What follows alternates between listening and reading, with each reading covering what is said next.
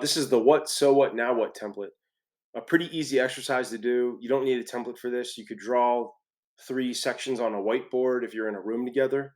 And the thought is to think more deeply about a scenario, to think more deeply about what someone wants to do, what action or decision they'll need to take based on a scenario. So the way you run through this one is, let's say you're building a dashboard. You're building some kind of a graphical uh, visualization of data for your client or your customers or stakeholders. The what would be a piece of data. So, hey, this product is the sales or revenue are up 5% this year. That might be a piece of data you would show on the dashboard, some metric or feature or thing that everyone's saying needs to be in this product. The so what would be thinking more deeply about what would you want them why do you want them to care about that product being up 5%?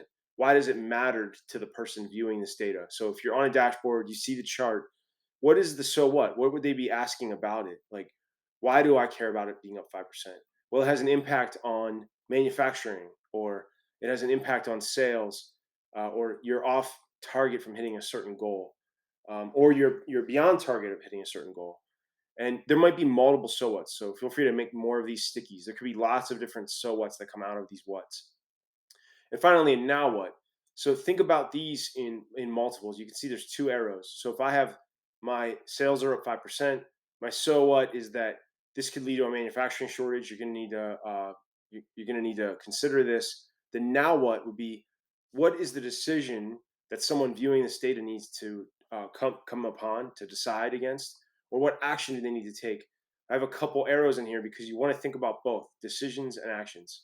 Now what might be, I want to consider whether we need to upgrade manufacturing, or I want to think about who I need to contact next, or I want to take action like click this link to email a partner and kick off a certain workflow, or complete this form, or track this data so that I can be updated about it later.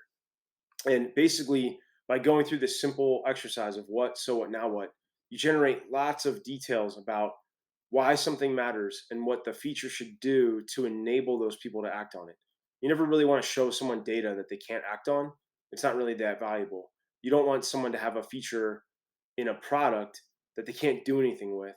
Usually, you're trying to guide them into something that matters to them and that they can actually take action with.